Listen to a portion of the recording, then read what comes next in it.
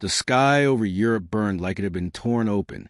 Engines screamed against the freezing air as the bomber formation pushed forward, cutting through flak bursts that bloomed like black flowers around them. Inside one of those aircraft, a young Allied pilot gripped controls, his knuckles pale, his breath sharp and controlled. But his eyes were scanning everything. Too much was happening. Too fast. "Flak at 3 o'clock, someone shouted through the intercom. The aircraft jolted violently. Metal screamed. Something hit the wing. Then another. And suddenly, fire. Engine 2 is gone. The cockpit filled with alarms, red lights flashing like a heartbeat spiraling out of control. The pilot didn't panic. Not yet. He had trained for this. But training doesn't prepare you for the moment when the sky itself feels like it's trying to kill you. "Hold it together," he muttered under his breath, fighting the stick as the aircraft dipped. Another explosion. Closer. The plane lurched hard to the left. "We're hit bad," came the voice again, louder this time, desperate. Smoke began to creep into the cockpit. The pilot made a decision. Not a good one. Not a safe one. But the only one left. Prepare to bail. There was no time for debate. No time for fear. Just action. One by one, the crew jumped into the empty sky below. The pilot waited until the last possible second. He always did. That was the kind of man he was. Then he jumped. The wind hit him like a wall. Cold, violent, absolute. For a few seconds, there was nothing but the roar of air and the distant thunder of war above him. Then silence. He pulled the cord. The parachute snapped open. And for the first time since the attack began, everything slowed. Below him stretched enemy territory. Fields, forests, roads like veins across the land. Beautiful, peaceful, deadly, because he knew what came next. Capture. He hit the ground harder than expected, rolling through dirt and grass before coming to a stop. Pain shot through his shoulder. But he was alive. For now. He barely had time to unclip the chute before he heard voices. Shouting. Foreign. Getting closer. He tried to run, but exhaustion and injury betrayed him. Within minutes, they were on him. Rifles raised. Orders barked. Hands forced behind his back. And just like that, the war in the sky ended, and a new one began on the ground. The camp didn't look like much from the outside. Just fences, barbed wire, watchtowers. But inside, it was something else entirely. Rows of wooden barracks stretched across mud-soaked earth. Men moved slowly, like shadows of who they used to be. Faces hollow, eyes distant. This wasn't just a prison. It was a place designed to drain you. Physically, mentally, quietly. The pilot was shoved through the gates with the others. New arrivals, fresh captures. They all looked the same. Confused, tired, still holding on to something. Hope, maybe, that wouldn't last. Days turned into routine. Routine turned into numbness. Wake up, stand in line, eat, wait, sleep, repeat. The food was barely food. Thin soup, dark bread, water, always the same. Always just enough to keep you alive. Never enough to make you feel human. Most prisoners stopped noticing the details, because noticing meant thinking, and thinking meant remembering, and remembering hurt, but not him. The pilot noticed everything. He watched the guards, their patterns, their habits, who spoke to who got careless. He counted footsteps, time rotations, measured silence, because somewhere deep inside, he refused to accept this as the end. Weeks passed, then months. Winter crept in.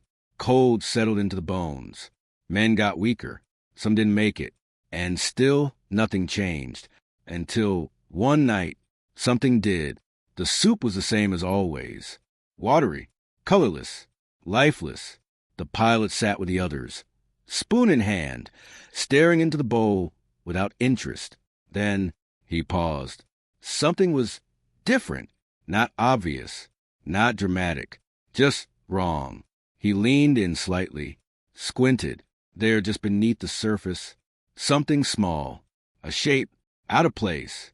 He lifted the spoon slowly, carefully, as if the act itself might draw attention.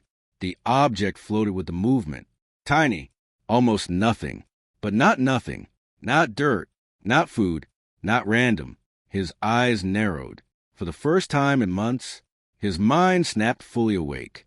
He didn't react, didn't speak, didn't show anything, because in a place like this, noticing the wrong thing could get you killed. Instead, he lowered the spoon, ate normally, acted like everyone else. But inside, everything had changed. That night, he didn't sleep.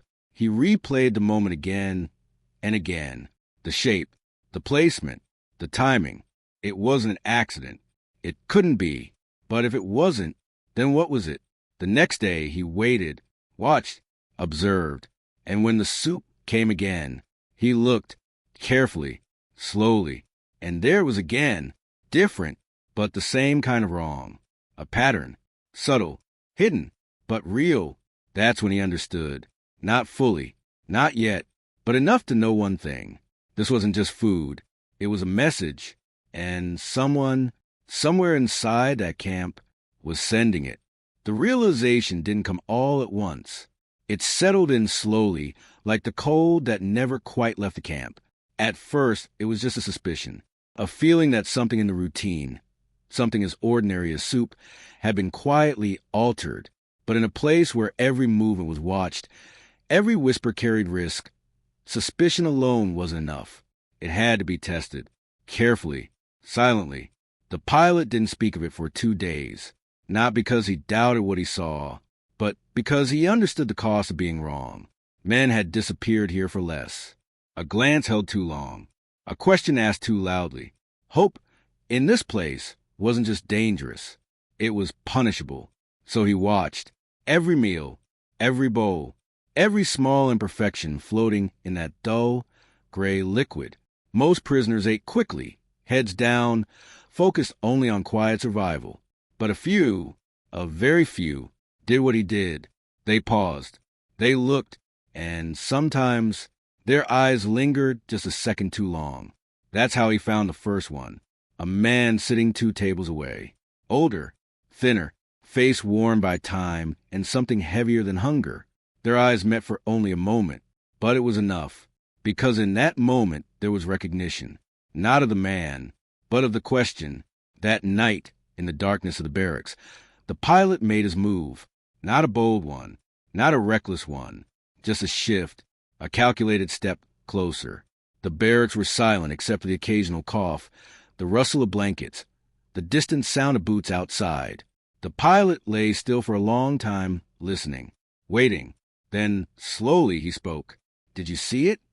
The words were barely more than breath. For a moment, nothing. Then, yes. The reply came from the darkness. Calm, certain. Neither of them moved. Didn't look at each other. Didn't say more than necessary. Because even walls in a place like this felt like they were listening. What do you think it is? The pilot asked. A pause. Then, a pattern.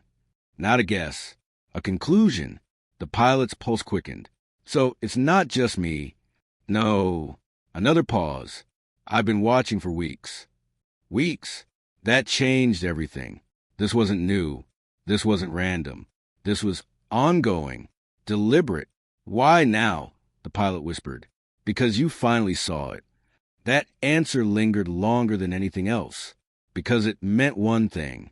The message had always been there. Hidden in plain sight. Waiting for someone to notice. The next few days became a test of patience. The 2 men didn't speak again at night. Didn't acknowledge each other during the day. But they watched. Separately. Carefully. And what they saw began to form something undeniable. The details weren't consistent. Not in an obvious way. Sometimes it was a small dark fragment. Other times, a slight difference in texture. Once, even the way the surface of the soup shifted, subtle but unnatural. Individually, meaningless. Together, something more. The pilot began tracking it mentally. Meal by meal, day by day, noticing repetition, variation, timing. There were gaps, patterns that didn't repeat immediately, changes that seemed random until you looked at them across time. And then it clicked, not all at once, not like a sudden revelation, but like pieces falling into place. The details weren't the message. They were markers, positions, indicators, coordinates. The pilot didn't react, didn't show it, but inside, his mind was moving faster than it had in months. If it was coordinates, then it pointed to something, or somewhere. But where? The answer came from observation, not of the soup, but of the camp itself. The layout, the guards, the schedules, the blind spots. Over time, the pilot had built a mental map, not perfect, but detailed enough. And when he overlaid that map with the patterns, something aligned, certain barracks, specific times, rotations that shifted subtly. It wasn't a map of escape. Not exactly. It was a map of opportunity. The next step was the hardest, because understanding something is very different from acting on it. The pilot needed confirmation, needed to know he wasn't building hope on coincidence. So he waited, watched longer, tested assumptions. And then one evening something changed. The soup came later than usual. The guards were tense. More movement than normal. More voices. The pilot noticed immediately, because now he noticed everything. He looked into the bowl, and there it was, clearer than ever. A sequence, not just a marker, not just a variation. A signal. His heart pounded, but his face stayed still. That night, he didn't whisper, didn't move, didn't risk anything, because he already knew something was about to happen. The following day confirmed it. Guard rotations shifted, not dramatically, but enough. A gap, small, precise. The kind of gap that would matter the most. But to someone watching, it was everything.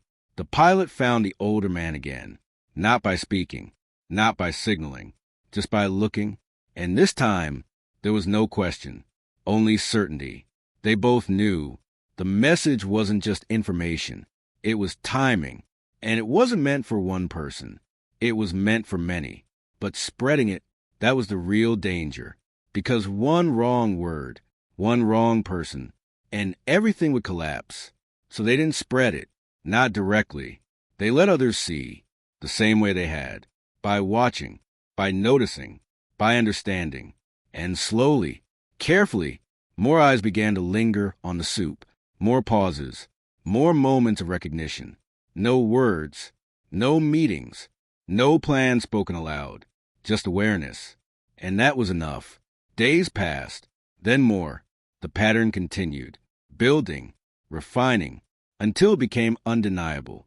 There was a moment coming, a precise one, and everyone who had seen it knew, but no one said it, because saying it would make it real, and real things could be taken away.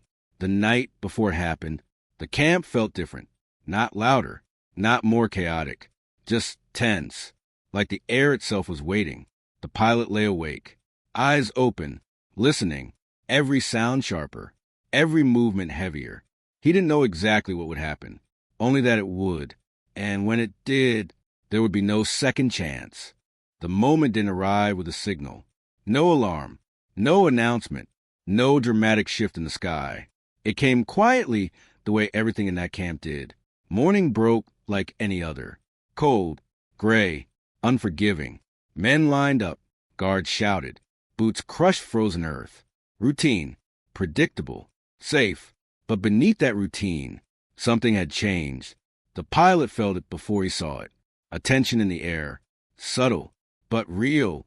He didn't look around, didn't search for confirmation, because he already knew the moment had come.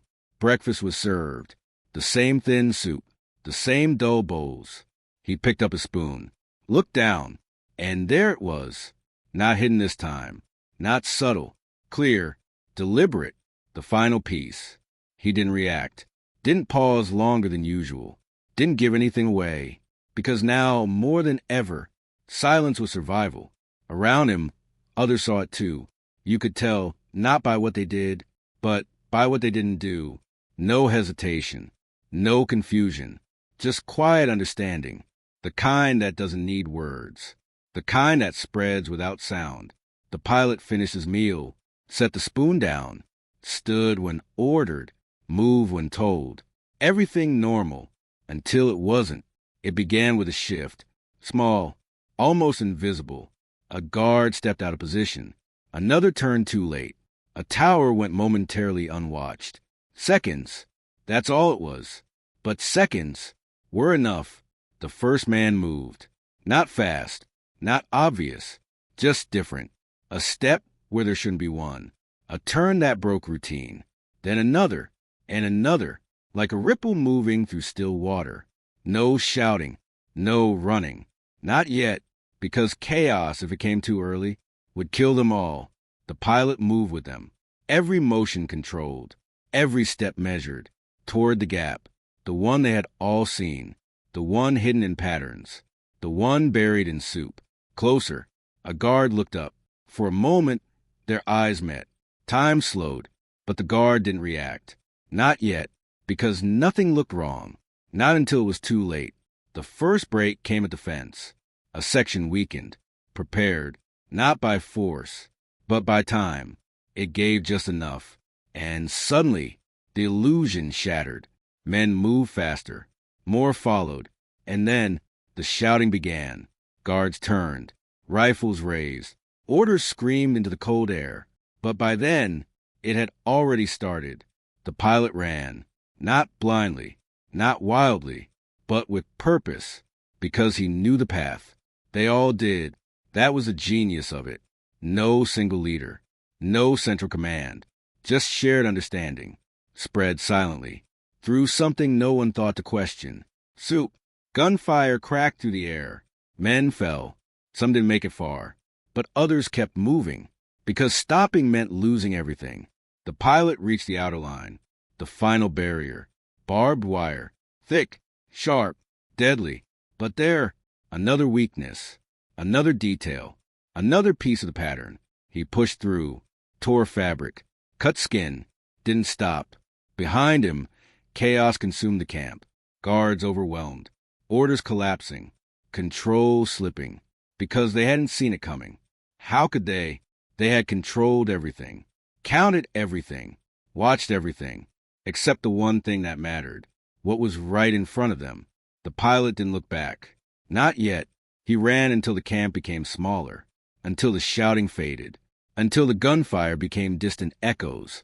Only then did he stop, turn, and look. In the distance, the camp stood as it always had. Fences, towers, smoke rising into the gray sky. But something was different now.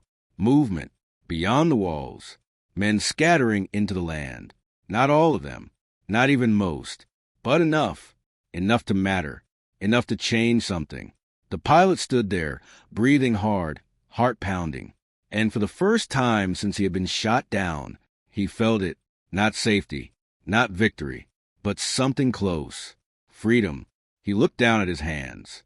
Still shaking. Still marked by the wire. And he thought about it.